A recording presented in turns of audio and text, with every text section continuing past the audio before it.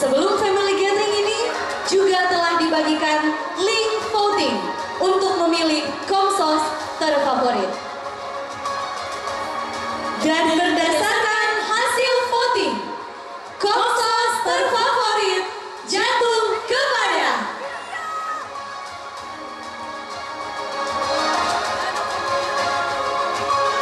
Komsos Paroki Bunda Teresa dari Kalkuta GPI.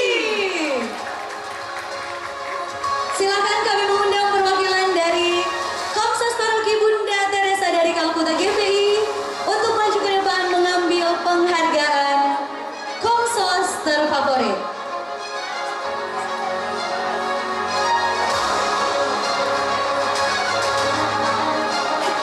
Dan diundang kembali lagi kepada Pastor Paroki Warampungan, Pastor Alfianus Windy Tangkuman untuk memberikan penghargaan untuk Komsos terfavorit tahun 2026.